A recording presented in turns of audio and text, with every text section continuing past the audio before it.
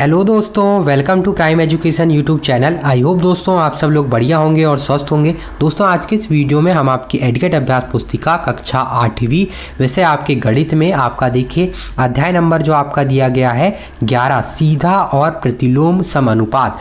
इस अध्याय में आपके जो सभी प्रश्न दिए हैं उनको इस वीडियो में हल करेंगे। सभी जो प्रश्न हैं उनके सटीक हल इस वीडियो में जानेंगे। इस वीडियो के माध्यम से हम ये कोशिश करेंगे कि सभी जो प्रश्न हैं उनको हम सबसे पहले अच्छे से समझें, उसके बाद जो है हम यहाँ से इस वीडियो के माध्यम से आप जो है उन प्रश्नों का जो हल है वो अपनी बुक में उतार लेंगे। लेकिन पहले आपको क्या करना है, प्रश्नों का जो हल है उनको अच्छे से समझना है। तो चलिए बिना किसी देरी के आपका जो अध्याय दिया गया है अध्याय नंबर 11 सीधा और प्रतिलोम समानुपात, इस अध्याय को जो है समझते हैं। इसमें देखिए आपका दिया अध्याय नंबर 11 सीधा और प्रतिलोम समानुपात। यहाँ आपको जो है समानुपात जो है उनके बारे में बताया गया है। तो देखिए दोस्तों यहाँ जो है आपको इसमें जो अध्याय है उसमें आपको कुछ बेसिक चीज़ें दी गई हैं।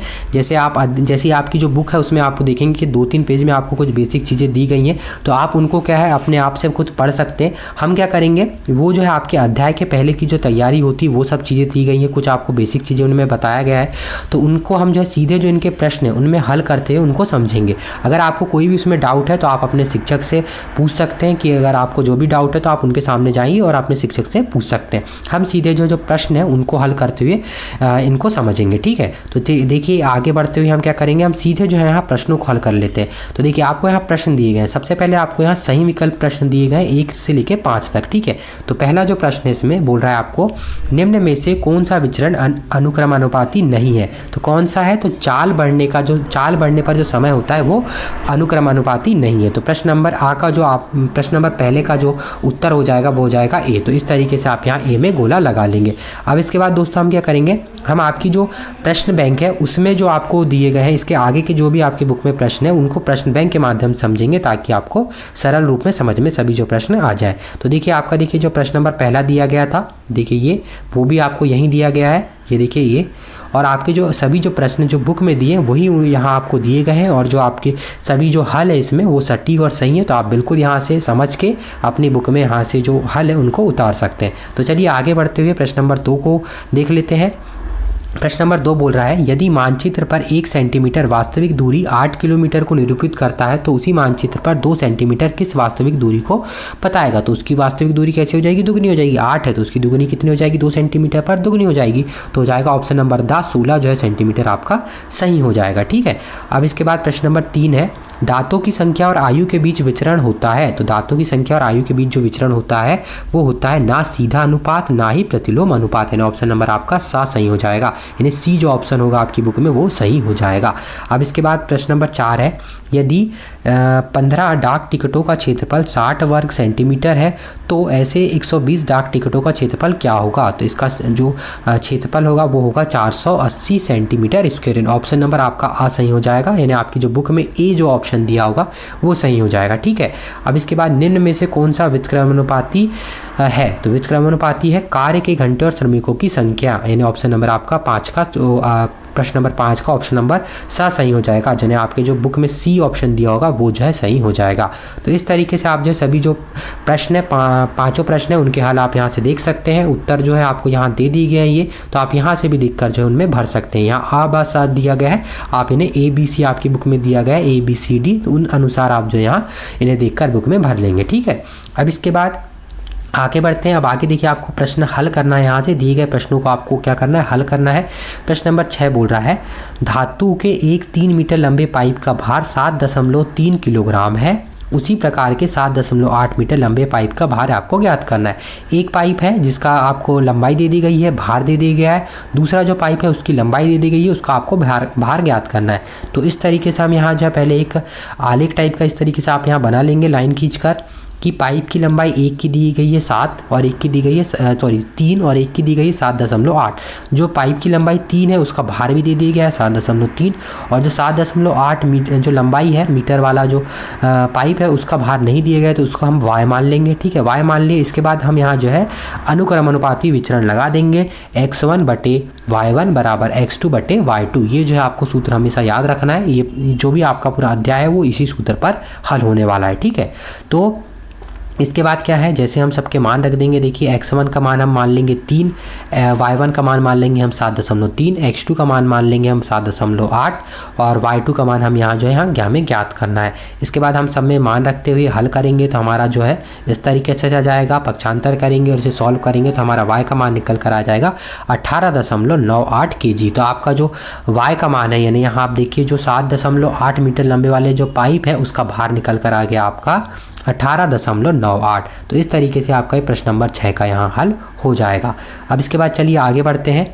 अब आगे देखिए आपको प्रश्न नंबर 7 दिया है, 3 मीटर लंबी लकड़ी की परछाई 4 मीटर लंबी है, ठीक है। 3 मीटर लंबी जो लकड़ी उसकी परछाई 4 मीटर है और उसी समय जो एक खंबे की परछाई वो है 24 मीटर लंबी है। तो खंबे की ऊंचाई आपको ज्ञात करना है। तो ऊंचाई ज्ञात करना है तो वस्तु की लंबाई आपको दे दी गई है 3 मीटर और उसकी जो लंबाई है छाया की जो लंबाई वो है आपकी 4 मीटर। और आपको देखिए यहाँ जो खंबे की आपको क्या दे दी गई, परछाई दे दी गई, ऊंचाई नहीं दी गई है। तो ऊंचाई यहाँ हम क्या मान लेंगे x और आपको जो परछाई दी गई है 24 मीटर। इसके बाद हम जो अनुक्रमानुपाती विचरण का जो सूत्र है इसमें हम मान रख देंगे x1/y1 बराबर कोष्टक में x2 के बटे y2, ठीक है। फिर इसके बाद जो है सभी जो आपका यहाँ देखिए मान है उनको यहाँ रख देंगे, इसे सॉल्व करेंगे तो हमारा जो x का मान निकल कर आ जाएगा 18 मीटर, यानी जो खंबे की ऊंचाई निकल कर आ जाएगी वो आ जाएगी 18 मीटर। यहाँ जो x बराबर आ जाएगा 18 मीटर, ठीक है। तो ये आपका देखिए इस तरीके से प्रश्न नंबर यहाँ जो है पूरा 7 का हल हो जाएगा। अब इसके बाद चलिए आगे बढ़ते हैं। अब आगे आपको प्रश्न नंबर 8 दिया है, कुसुम को अपने घर से नानी के गांव तक गाड़ी चलानी है। वह नक्शे में इन दोनों गांवों के बीच की दूरी 3.7 मापती है। गांवों के बीच की वास्तविक दूरी क्या है यदि मानचित्र का पैमाना 1 सेंटीमीटर बराबर 10 किलोमीटर है। तो आपको देखिए नक्शे की दूरी में सबसे पहले आपको दिया गया है, पैमाना दे दिया गया है 1 सेंटीमीटर जो दूरी है नक्शे की दूरी, और वास्तविक दूरी दे दी गई है 10 किलोमीटर। और आपको जो कुसुम जो माप रही है वो है 3.75 सेंटीमीटर और उसमें आपको जो वास्तविक ज्ञात करना है उसे हम y मान लेंगे। सूत्र आपका यही रहेगा अनुक्रमानुपाती विचरण का, सभी में आप मान रख देंगे तो y का मान निकल कर आ जाएगा आपका 35 किलोमीटर। आप इसे आसानी से सॉल्व कर लेंगे, ठीक है। यहाँ से पक्षांतर कर देंगे, फिर 3.5 में आप 10 का गुणा कर देंगे तो कितना हो जाएगा 35 हो जाएगा। तो y का मान निकल कर आ गया आपका 35 किलोमीटर। तो ये आपका जो है प्रश्न नंबर यहाँ आपका 8 का जो है ये पूरा हल हो जाएगा। अब इसके बाद चलिए आगे बढ़ते हैं। अब आगे आपको प्रश्न नंबर 9 दिया है, यदि किसी डिब्बे के लड्डुओं को 30 बच्चों में बांटा जाए तो प्रत्येक बच्चे को जो है 5 लड्डू मिलते हैं। यदि बच्चों की संख्या 5 की कमी हो जाए, यदि बच्चों की जो संख्या है उनमें 5 की कमी हो जाए तो प्रत्येक बच्चों में कितने लड्डू बटेंगे, ठीक है। तो यहाँ देखिए इसे हम जो इस तरीके से जो आपका यहाँ इस तरीके से समझ लेंगे, लड्डुओं की संख्या है 5, बच्चों की संख्या है 30। अब हमको लड्डू की संख्या ज्ञात करना है जब 5 लड्डू कम हो जाएंगे। अब 30 में से 5 लड्डू कम हो जाएंगे तो कितने बचेंगे, 25 बचेंगे। तो सिंपल वही हम जो है व्युत्क्रमानुपाती विचरण का सूत्र लगा के यहाँ x1 गुणा y1 बराबर x2 गुणा y2 हम यहाँ गुणा वाला लगा देंगे इस तरीके से, क्योंकि हमें यहाँ हमने कम किया है तो हम इस तरीके से गुणा करके कर देंगे, सबके मान रख देंगे तो हमारे लड्डुओं की संख्या निकल कर आ जाएगी x बराबर 6 लड्डू। तो इस तरीके से यहाँ जो है आपका ये प्रश्न नंबर जो है 9 का जो ये पूरा ये हल हो जाएगा, ठीक है। ये तो यहाँ आपका जो x की वैल्यू आ जाएगी वो आ जाएगी 9। अब इसके बाद आगे बढ़ते हुए हम प्रश्न नंबर 10 देख लेते हैं। यदि 18 श्रमिक किसी दीवार को 48 घंटे में निर्मित कर सकते हैं तो इसी प्रकार 27 घंटे में पूरा करने के लिए कितने श्रमिकों की आवश्यकता होगी या आवश्यक होंगी। तो देखिए घंटों की संख्या आपको एक दी है 48 और एक दी है 72, ठीक है। श्रमिकों की संख्या आपको जहाँ 48 घंटे लग रहे हैं वो वहाँ श्रमिकों की संख्या कितनी है 18, और जहाँ 72 घंटे लग रहे हैं वहाँ आपको श्रमिकों की संख्या ज्ञात करना है। तो हम यहाँ y मान लेंगे। इसके बाद यही आपका व्युत्क्रमानुपाती विचरण का सूत्र में मान रख देंगे। मान रखने के बाद जो है इसे हल करेंगे तो आपका y का मान निकल कर जाएगा 12 श्रमिक। तो जो है हमें 12 श्रमिकों की आवश्यकता होगी जब हम जो है 72 घंटे काम करेंगे, ठीक है। तो ये हो गया इस तरीके से। आप देख लीजिए यहाँ एक थोड़ा सा गलती हो गई है, यहाँ जो है आपको या तो प्रश्न में 27 दिया होगा या तो 72 दिया होगा। तो आप देख लीजिएगा यहाँ जो मिसप्रिंट हो गया है इस प्रश्न बैंक में, अगर यहाँ 72 दिया होगा आपके पुस्तक में सवाल में तो आप 72 लिखेंगे, या अगर 27 दिया होगा तो 27 लिखेंगे। तो अगर आपको 27 दिएगा तो जहाँ जहाँ आपको 72 लिखा है आप 27 लिखकर सॉल्व कर देंगे तो जितने भी श्रमिकों की संख्या है वहाँ आपकी निकल कर आ जाएगी। अगर आपको 72 दिया गया होगा तो y बराबर आपका जो है जो श्रमिकों की संख्या है 72 घंटे काम करेंगे वो 12 श्रमिकों आ जाएगा। तो ठीक है, तो इस तरीके से जो भी दिया होगा आपको मान रखकर यहाँ हल कर लेंगे। तो ये आपका प्रश्न नंबर 10 का यहाँ हल हो जाएगा। अब इसके बाद चलिए आगे बढ़ते हैं। आगे अब आपको प्रश्न नंबर 11 दिया है, यदि कार्डबोर्ड की 12 सीटों के ढेर की ऊंचाई 45 मिलीमीटर है तो 90 सेंटीमीटर ऊंचाई के ढेर में जो है ऐसी कितनी सीटें आएंगी। ठीक है, तो कार्डबोर्ड की सीटों की संख्या हो जाएगी 12, उसमें ऊंचाई दी है उसकी 45, यहाँ सीटों की संख्या ज्ञात करना है। जब ऊंचाई कितनी होगी मिलीमीटर में, 90 मिलीमीटर होगी, तब उसकी ऊंचाई आपको x को ज्ञात करना है। वही हम जो है अनुक्रमानुपाती विचरण का सूत्र लगा देंगे, मान रख देंगे, तो आपका जो है यहाँ हल करने के बाद मान निकल कर आ जाएगा 24 सीट। तो यहाँ x का मान कितना निकल कर आ गया 24। तो इस तरीके से आप यहाँ प्रश्न नंबर 11 को हल कर लेंगे। अब इसके बाद प्रश्न नंबर 12 देख लेते हैं। एक कार 60 किलोमीटर प्रति घंटा की औसत गति से 40 मिनट में एक दूरी तय करती है, उसी दूरी यानी समान दूरी को 25 मिनट में तय करने में औसत गति क्या होनी चाहिए। तो चाल दे दी गई है आपको 60 किलोमीटर पर आवर के हिसाब से, समय आपको लग रहा है 40 मिनट, x आपको यहाँ चाल ज्ञात करना है जब समय लग रहा है 25 मिनट, यानी इससे कम आएगा 60 से कम, क्योंकि आपको देखिए 60 से कम टाइम लगेगा, क्योंकि आपका देखिए यहाँ 25 मिनट कम समय लग रहा है, इसलिए चाल आपकी बढ़ जाएगी। ठीक है, तो देखिए अगर देखिए आप समझ नहीं पाए होंगे तो अगर आप मैं फिर से समझा देता हूँ कि देखिए अभी आपको क्या लग रहा है 60 किलोमीटर आप पर आवर चल रहे हैं तो 40 मिनट लग रहा है। अब आपको 25 मिनट यानी कम अगर आपको समय में चलना है तो आपको अपनी गति को कैसा करना पड़ेगा, बढ़ाना पड़ेगा। यानी इसका जो उत्तर आएगा आंसर का वो हमेशा याद रखना है कि इस तरीके से 60 से आगे आएगा, यानी 60 से ज़्यादा आएगा। ठीक है, 60 किलोमीटर से ज़्यादा आएगा।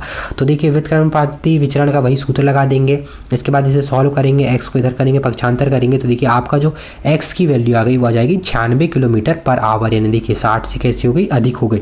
यानी अगर हम 96 किलोमीटर पर आवर से अगर हम चल रहे हैं तो हमें 25 मिनट लगेगा, और अगर हम वही रास्ता पे अगर 60 किलोमीटर पर आवर से चल रहे हैं तो हमें 40 मिनट लगेगा। तो इस तरीके से आप यहाँ इस प्रश्न का कॉन्सेप्ट को समझते हुए भी चलेंगे। तो ये आपका प्रश्न नंबर 12 का जो है हल हो जाएगा।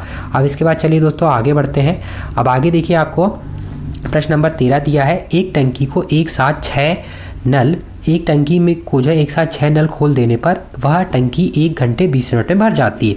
यदि उसी प्रकार और 5 पाइपों का भी उपयोग किया जाए तो वह टंकी कितने समय में भरेगी। तो देखिए 1 घंटा 20 मिनट में यानी 60 + 20 हो गया 80 मिनट हो गए। ठीक है, ये 80 मिनट हो गया। अभी देखिए यहाँ आप क्या है पाइपों की संख्या के आधार पर हम लिखेंगे। पाइपों की संख्या है 6, तो कितना इसमें समय लग रहा है, मिनटों में 80 मिनट लग रहा है। अब अगर 5 पाइप और अगर उसमें कर देंगे तो उसमें एक्स जो कितने मिनट लगेंगे वो हमें ज्ञात करना है। तो उसका हम मान लेंगे कि x लगेगा। इसके बाद इसमें वही हम जो है व्युत्क्रमानुपाती विचरण का नियम लगाकर इसे सॉल्व कर लेंगे। पक्षांतर करने के बाद तो हमारा निकल कर जाएगा x बराबर 96 मिनट, यानी x बराबर 96 मिनट यानी 90 हो गया आपका, 60 हो गया 1 घंटा, और उसके आगे कितना है 36 मिनट, यानी 1 घंटा 36 मिनट जो है हमें लगेगा। तो हम यहाँ या तो आप 96 मिनट लिख लें या तो 1 घंटा 36 मिनट लिख दें। तो इस तरीके से ये आपका उत्तर हो जाएगा और ये प्रश्न नंबर पूरा 13 का हल हो जाएगा। ठीक है, अब चलिए आगे बढ़ते हैं।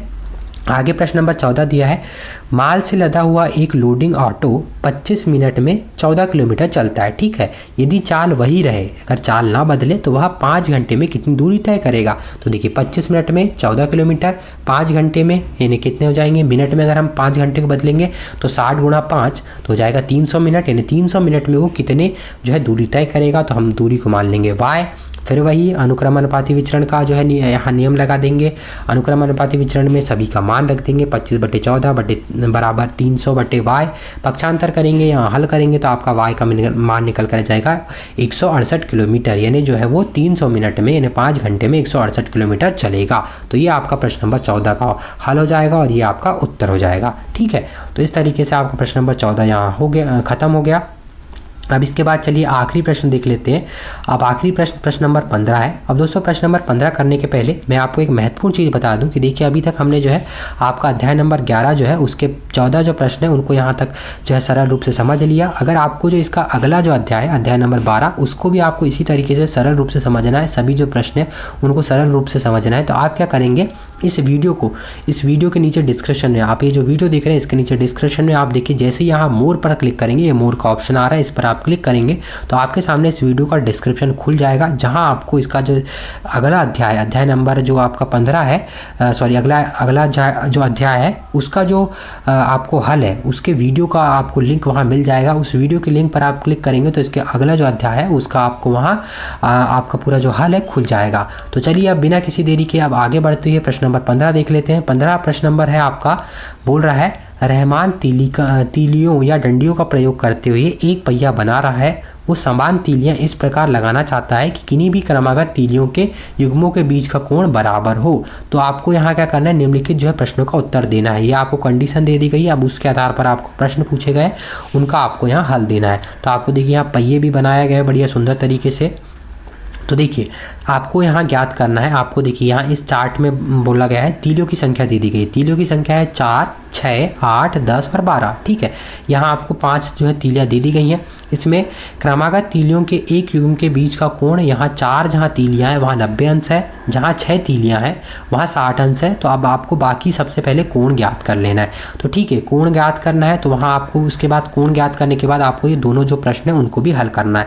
तो सबसे पहले हम क्या कर लेंगे, कोण ज्ञात कर लेंगे। कोण कैसे ज्ञात करेंगे, तो देखिए हम क्या करेंगे, वही जो है हमारा जो आपका व्युत्क्रमानुपात विचरण है उसको लगा देंगे। जैसे कि देखिए 4 गुणा 90 अंश बराबर, हम जो है इसको मानने ज्ञात करने के लिए इसे x मान लेंगे। ठीक है, 8 गुणा x। ठीक है, इसके बाद ये हमने ये कंडीशन को लगा दिया। ठीक है, इसके तरीके से हमने x का पक्षांतर करके फिर इधर सब संख्याओं को पक्षांतर किया, तो हमारा हल करेंगे तो आ गया 45 अंश। तो ठीक है, हमारा जो है 8 तीलियों के लिए जो कोण बनेगा क्रमागत तीलियों के युग्म के बीच का, वो होगा 45 अंश। हमने यहाँ इसे x माना था, तो x बराबर हमारा कितना आ गया, ये 45 अंश आ गया।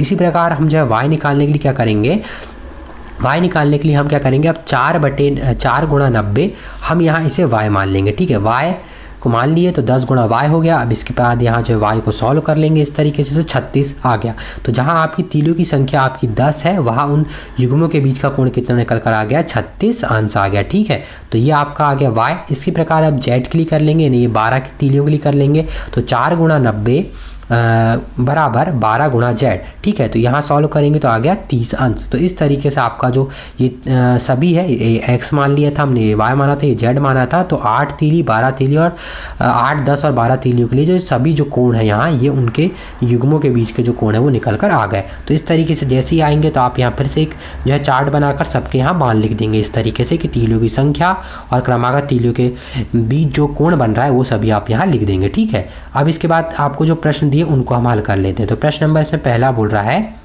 ये देखिए कि 15 तीलियों वाले एक पहिए के क्रमागत तीलियों के किसी युग्म का कोण ज्ञात करना है।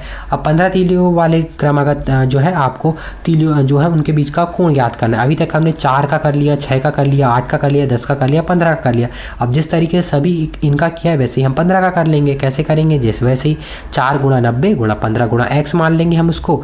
ठीक है, इसके बाद सॉल्व करेंगे तो आपका निकल कर जाएगा यहाँ x बराबर 24। तो आपका जो 15 तीलियों वाले पहिए के क्रमागत तीलियों के बीच का युग का जो कोण निकल कर आ जाएगा वो हो जाएगा 24 अंश। तो ये इस तरीके से आ गया। अब इसमें प्रश्न नंबर 2 है, उसे भी देख लेते हैं। प्रश्न नंबर 2 बोल रहा है, यदि क्रमागत तीलियों के प्रत्येक युग्म के बीच का कोण 40 हो तो आवश्यक तीलियों की संख्या ज्ञात कीजिए। अब क्या बोल दिया गया है, आपको यहाँ पहले कोण दे दिया गया है, अब आपको तीलियों की संख्या ज्ञात करना है। ठीक है, तो देखिए यहाँ क्या करेंगे, हम समानुपात की स्थिति है तो यहाँ हम लिखेंगे माना आवश्यक तीलियों की संख्या x है, तीलियों की संख्या जितनी कम होगी क्रमागत तीलियों के किसी युग्म का कोण उतना ही अधिक होगा। जहाँ तीलियों की संख्या कम होगी उसका कोण क्योंकि अधिक होगा, क्योंकि वो और फैल जाएगा, इसलिए यह एक जो है प्रतिलोम समानुपात की स्थिति है। तो आ जाएगा 4 गुणा 90 गुणा बराबर x गुणा 40। यही सॉल्व कर देंगे तो x बराबर 9, यानी 9 तीलियों की आवश्यकता होगी। तो यानी जब कोण क्या होगा, दो युग्मों के बीच का जो है तीलियों के बीच का जो कोण होगा, अगर वो आपका 40 अंश होगा तो उनमें तीलियों की संख्या कितनी होगी, तो 9 तीलियों की आवश्यकता होगी। तो इस तरीके से आप जो है जो आपका 15वां प्रश्न है उसके दोनों जो प्रश्न दिए उनको इस तरीके से हल कर लेंगे। तो इस तरीके से दोस्तों आपका देखिए आपका जो अध्याय है, अध्याय नंबर 11, उसके जो सभी प्रश्न हैं 15 प्रश्न वो यहीं समाप्त हुए। उम्मीद करते हैं आपको इस वीडियो के माध्यम से आपके जो सभी 15 प्रश्न हैं वो यहाँ समझ में आ गए होंगे। अगर आपको ये वीडियो पसंद आया तो वीडियो को लाइक कर दें। और एक आपको मैं महत्वपूर्ण और चीज़ बता दूँ कि देखिए आप जो है यहाँ प्रश्न आपका अध्याय नंबर 11 हल कर रहे थे। अब अगर आपको इसके अगला जो अध्याय है या इसके पहले के जो अध्याय है, इसके पहले के अध्याय नंबर 10 तक, अगर आपको उनमें भी अगर किसी भी अध्याय का आपको हल देखना है इसी तरीके से सरल रूप में, तो आप क्या करेंगे, जिस तरीके से हम जो इसके अगले अध्याय के लिए इस वीडियो के नीचे डिस्क्रिप्शन में गए थे और वहाँ जो आपको वीडियो की लिंक है अगले अध्याय की, उसी लिंक के नीचे आपको एक प्लेलिस्ट की लिंक मिल जाएगी, एडगेट अभ्यास पुस्तिका कक्षा 8 गणित के नाम से। उस प्लेलिस्ट पर आप जैसे ही क्लिक करेंगे तो आपके सामने जो गणित के सभी हैं, आपके कक्षा 8 के जो गणित के सभी जो अध्याय हैं उनके वीडियो वहाँ खुल जाएंगे, जहाँ से आप आपको जो भी अध्याय को देखना है वहाँ से आप उस अध्याय पर क्लिक कर वहाँ से उसका हल, संपूर्ण हल देख सकते हैं। और आपके जो बाकी विषय हो गए, आपका हिंदी, गणित, आपका हिंदी, अंग्रेजी, विज्ञान, सामाजिक विज्ञान और आपका संस्कृत, उनका भी अगर आपको इसी तरीके से हल देखना है, सभी अध्याय, सभी लेसन, सभी पाठ का, तो आप जो है उनकी भी विषय अनुसार जो है सभी की प्लेलिस्ट वहाँ नीचे, उसी के नीचे जो है प्रोवाइड कर दी गई है, जहाँ से आप उस लिंक पर क्लिक कर आप सभी का वहाँ से हल देख सकते हैं। तो उम्मीद करते हैं आपको वीडियो पसंद आया होगा। वीडियो पसंद आया तो वीडियो को लाइक जरूर कर दें और साथ में चैनल को सब्सक्राइब भी जरूर कर दें। तो मिलते हैं अब आपको इसके अगले अध्याय के वीडियो में।